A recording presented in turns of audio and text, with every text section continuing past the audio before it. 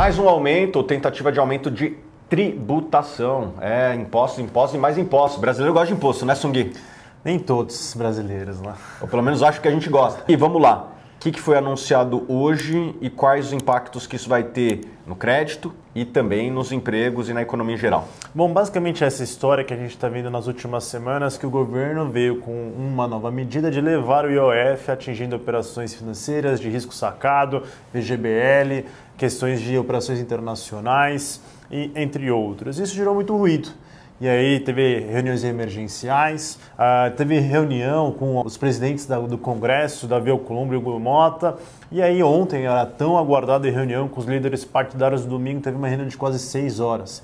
Basicamente, o que a gente prevê era duas discussões de curto prazo, medidas compensatórias para redução do IOF e medidas estruturais para questões de médio e longo prazo. O problema é que o que foi mais discutido foram as medidas compensatórias de curto prazo, e a gente vai discutir hoje um pouco que foi realmente o aumento da tributação de até 5% de títulos que eram isentos, LCIs, LCAs. Está sendo discutido nas fontes que a gente observa, crise e CRAS podem entrar na jogada. E as medidas mais estruturais, não discutiu-se muito, vai se criar uma nova reunião para poder discutir questões de Fundeb, questões de piso de saúde e educação, que são medidas mais estruturais. E, de fato, é esse que devia ser atacado. E agora a gente passa a discutir novamente questões de arrecadação, ao invés de corte de gastos mais profundos, que ia, no fundo, trazer mais previsibilidade e atacar o verdadeiro problema. Vamos lá, o governo ele acabou com o teto de gastos, criou o arcabouço fiscal e esse arcabouço ele prevê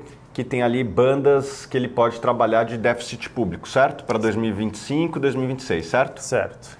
E para alcançar este objetivo é preciso ou reduzir gastos ou aumentar a arrecadação. O caminho que o governo tem optado é por aumentar a arrecadação, certo? Exato. Daí tentaram, ano passado, ainda estão tentando fazer uma chamada de reforma da renda. Agora, mais recentemente, o aumento do IOF, que gerou uma externalidade muito negativa. E a expectativa de arrecadação era de 20 bi esse ano. Então, dado que vai recuar o IOF, precisa criar outras medidas para compensar essa perda. Beleza, e agora a alternativa apresentada é tributar LCI e LCA, podendo escorregar para CRI e CRA e também aumentar o imposto de renda sobre ganhos. No fundo, a gente tem ali, eles querem fazer uma unificação do imposto sobre aplicações financeiras, de 22,5% até 15%, dependendo se você estende o período da aplicação, e querem unificar em 17,5%. Isso que também tem sido ventilado aí nos bastidores. 17,5% para tudo? Tudo. Então daí tem uma unificação, exato. Vamos dizer assim, uma linearização dos impostos. Um dos principais erros que eu vejo investidores cometerem é comprar a ação de maior dividendo. Isso é um erro, pessoal. Pode ser que no futuro esse dividendo caia, porque a empresa está endividada, porque a empresa é cíclica, porque a empresa fez a venda de um ativo relevante. Então, como analisar uma empresa de dividendos? É o que a gente preparou para vocês aqui, um e-book 100% gratuito sobre como analisar empresas de dividendos, tá bom? Vou botar o link aqui abaixo, também está no comentário para você fazer o download gratuito. Bom, Sung, por que isso está acontecendo? Basicamente, esse é o ponto que a gente vem discutindo, né? O governo está tentando encontrar medidas para suprir, de fato, uma perda de arrecadação com redução do IOF, para cumprir com as metas fiscais e evitar um contingenciamento muito maior do orçamento, para, no fundo, o que o Haddad quer é que as metas do arcabouço sejam cumpridas e aí não sejam penalizados caso haja algum tipo de descumprimento. E aí, de fato, não é só LCAs, ele está BETS, de aumentar a alíquota, talvez vai para JCP, também querem aumentar, mudanças no CSLL, que é uma questão ali em relação às instituições financeiras, fintechs, entre outros. Enfim, é um pacote de medidas e, no fato, a gente está olhando aqui mais que, no fundo, tributar esses títulos que eram isentos pode, no fundo, gerar um desincentivo e até encarecer as operações. E o que me preocupa mais é que são setores do agro e setor imobiliário, que de fato é uma forma de financiamento do setor, e que me preocupa muito mais são as pequenas empresas ou os bancos menores que não têm tanto capital e capacidade e o custo vai ficar mais alto. Obviamente que quando aumenta a tributação, aumenta o preço das coisas, e quando é adicionado um imposto que não existia anteriormente numa aplicação financeira, isso vai ser repassado para o preço daquela matéria-prima matéria-prima que está sendo transacionada, no caso, dinheiro. Então, a tendência é que exista um aumento dos juros embutido nas parcelas, tanto do agronegócio como da construção civil. Lembrando, o mercado de capitais ele ganhou um protagonismo muito grande nesses dois setores nos últimos 20 anos, tanto a construção civil, que ainda tem um peso muito grande de linhas estatais, como o FGTS e outros mecanismos, como o agro através do Plano Safra. O mercado de capitais estava ganhando uma proporção muito grande para financiar estes segmentos através de LCI, CRI, CRA, etc. Então, o Plano Safra ele é cada vez menos relevante e o Brasil estava encontrando uma solução de mercado para que você, eu, o Sung, quem está aqui produzindo esse vídeo também, pudesse investir neste segmento. Com este desincentivo, a tendência é que tenha menos funding para estes setores, certo? Sobretudo o pequeno e médio agricultor e empresário da construção. Acredito que sim.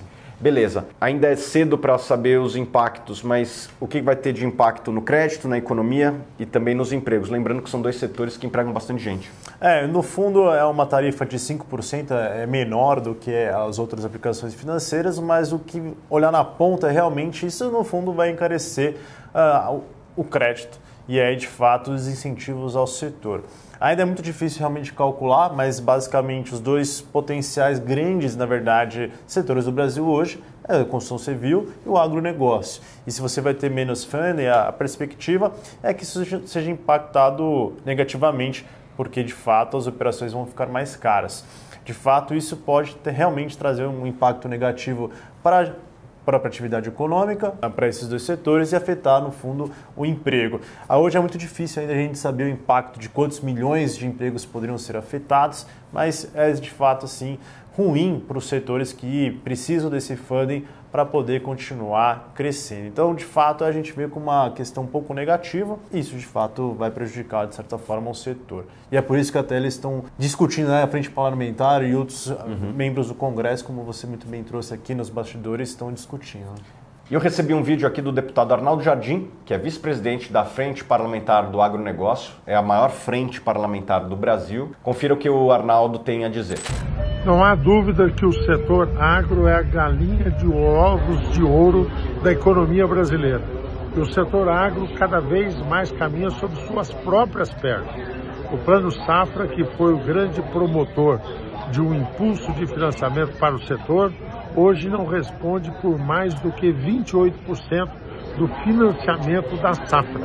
Por isso tudo é que nessa busca o setor foi constituindo iniciativas, consolidando instrumentos como a LCAs, os CRAs, como os FIAGROS. O anúncio feito pelo governo de taxar LCA, assim como o LCI e outros instrumentos de financiamento, é um equívoco. Isso não é rever nenhuma isenção tributária.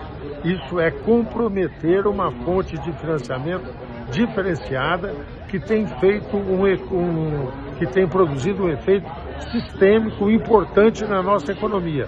Nós estamos encarecendo o custo do capital, custo do investimento e a consequência para isso será maior inflação dos alimentos, ou seja, implicação direta no custo de produção. Somos totalmente contrário à taxação das LCAs.